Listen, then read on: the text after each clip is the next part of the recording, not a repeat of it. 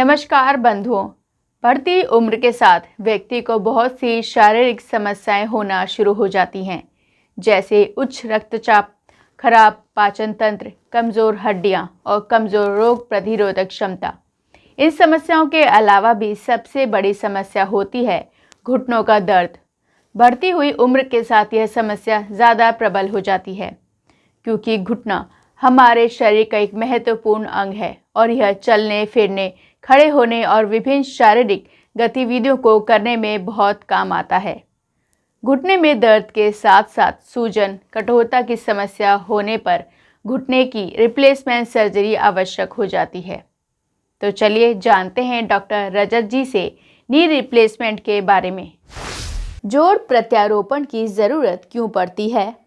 तो दोस्तों, जो जोड़ प्रत्यारोपण है उसमें ये आपका घुटना रहता है, इसमें जो कार्टिलेज डैमेज हो जाती है उसको बदल दिया जाता है। वो बदलने की सर्जरी कैसे करते हैं कि आपका घुटना है उसको सर्जरी से इस तरीके से ओपन किया और यहाँ पे जो कार्टिलेज थी उसको पूरा निकाल दिया, नीचे जो कार्टिलेज थी खराब उसको पूरा निकाल दिया और इस तरीके से ये गैप रह जाता है। इसमें निकालने के बाद में ये जो गैप रहा है इसको बदल दिया जाता है। इसको बदलने के लिए ये एक इम्प्लांट ये होता है जो ऊपर की तरफ में रहता है और एक इम्प्लांट है वो इस तरीके से नीचे की तरफ में रहता है। तो ये आप जब इसको नीचे डालोगे, इसको ऊपर डालोगे, तो ये अलाइनमेंट होने के बाद में प्रॉपर ये आपका नॉर्मल घुटने की तरफ में रहता है। ये इस तरीके से मूवमेंट करता है। अब पहले जो आपको घुटना था जो किसी कारण से खराब हुआ था वो ऐसे टेढ़ा था। तो इस सर्जरी में आपको जो घुटना है उसको जो कार्टिलेज खराब था उसको निकाल दिया, उसकी जगह पे जो इम्प्लांट डाल दिया और जो टेढ़ा था उसको सीधा कर दिया। तो ये जो सर्जरी है इसको कहते हैं टोटल नी रिप्लेसमेंट। यह सर्जरी किन परिस्थितियों में करनी पड़ सकती है? सबसे कॉमन कारण होता है ऑस्टियोआर्थराइटिस। एज के हिसाब से जो घुटने में घिसावट आती है उसको कहते हैं ऑस्टियोआर्थराइटिस। 80% केसेस नॉर्मली ऑस्टियोआर्थराइटिस की वजह से होती है। कुछ केसेस में जिसमें रूमेटॉइड आर्थराइटिस हो सकता है या फिर किसी चोट के कारण से आर्थराइटिस हो सकता है, तो इसमें जो जोड़ प्रत्यारोपण है वो कम उम्र में भी करना पड़ सकता है। तो सामान्य तौर पे हम लोग देखते हैं कि जो लोग रिटायर हो जाते हैं 60 की उम्र के बाद में, घुटनों में दर्द रहता है तो वो जोड़ प्रत्यारोपण सर्जरी के लिए जाते हैं। लेकिन गठिया एक ऐसी परिस्थिति है या कोई चोट के बाद में जो घुटने में घिसावट है वो ऐसी परिस्थितियां जिनमें घुटना प्रत्यारोपण है वो जल्दी उम्र में भी करना पड़ सकता है।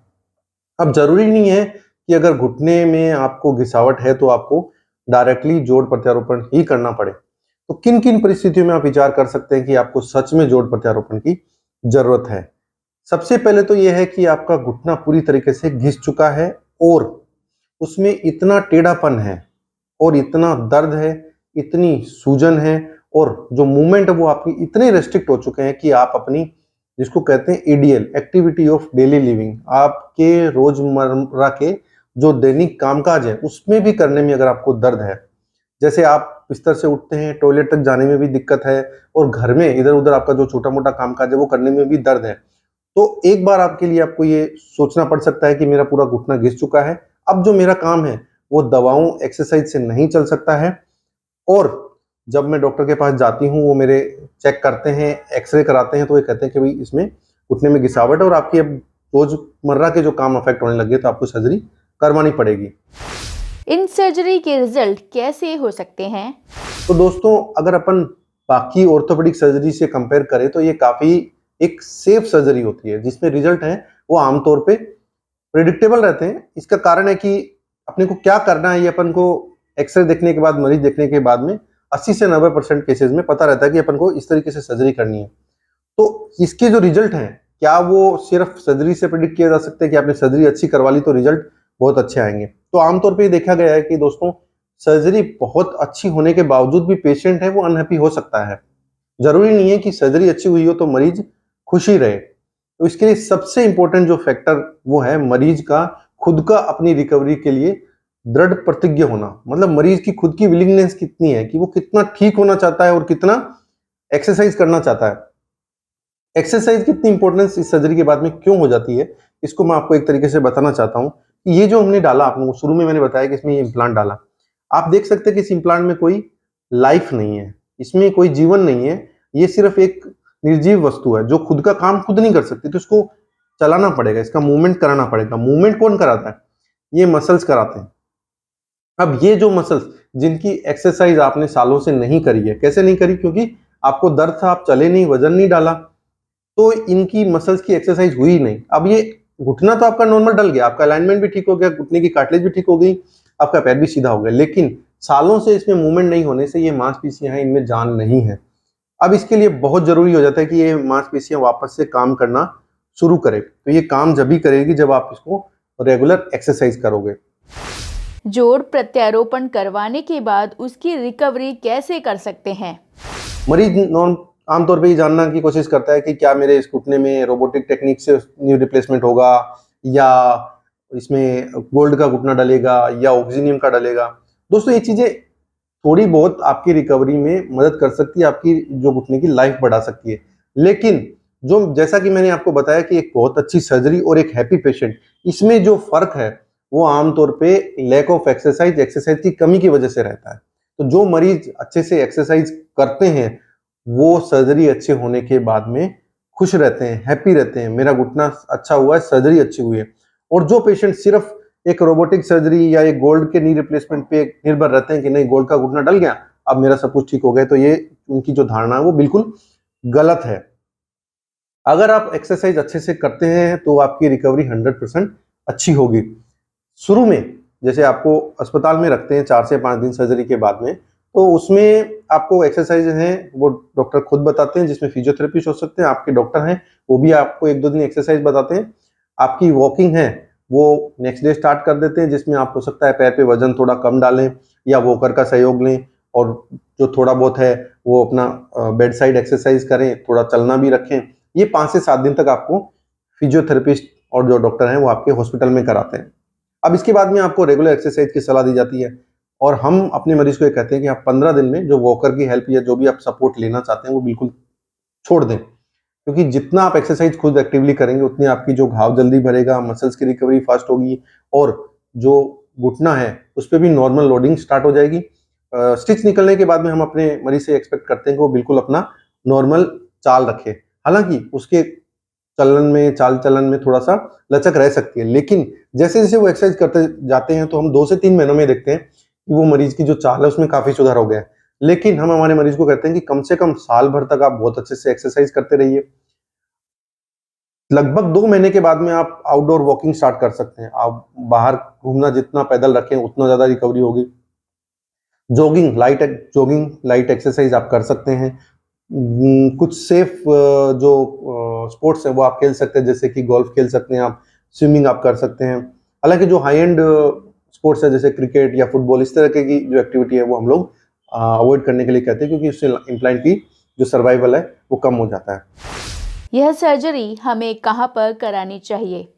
तो आमतौर पे जो पेशेंट है वो ये सोचता है कि जहाँ पे अपना रिम्बर्समेंट हो रहा है या जहाँ से अपने को ये जो सर्विसेज हैं वो निःशुल्क मिल रही है, वहाँ पे ये सर्विसेज अपन को ले लेनी चाहिए। लेकिन आपको ये देखना चाहिए कि क्या वो जहाँ पर आप सर्जरी करा रहे हैं वो प्रॉपर इस चीज़ के लिए इक्विप्ड है, वहाँ पे ये सारी सुविधाएं जैसे कि मॉड्यूलर ऑपरेशन थिएटर या और जो जोड़ प्रत्यारोपण से उपलब्ध सारी सुविधाएं हैं वो वहाँ पर उपलब्ध हैं।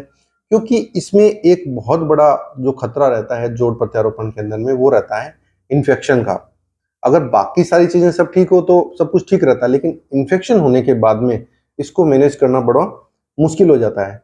स्पेशली ये पेशेंट्स है वो काफी एजेड रहते हैं, डायबिटीज रहता है, और भी समस्याएं एज के हिसाब से रहती है, घाव बनने में भी समस्याएं रहती हैं, और अगर घुटने में आपके जो टेढ़ापन ज्यादा है तो सर्जरी भी काफी लंबी चल सकती है। तो बेहतर है कि ऐसे विकल्प का चुनाव करें जहां पर सारी सुविधाएं एक जगह पे उपलब्ध हो ऑपरेशन की, प्लस उसके बाद में प्रॉपर आपको गाइडेंस फिजियोथेरेपी का मिल सके। उसके अलावा कोई और स्पेशलिटी से क्रॉस कंसल्ट करना हो, किसी डायबिटीज के विशेषज्ञ को दिखाना हो, हार्ट के विशेषज्ञ को दिखाना हो, वो भी सुविधाएं वहां पर सारी उपलब्ध रहनी चाहिए। एक जो सवाल मरीजों के मन में रहता है कि क्या ये घुटना है वो बहुत ज्यादा लंबा चलेगा, सबसे बड़ा सवाल।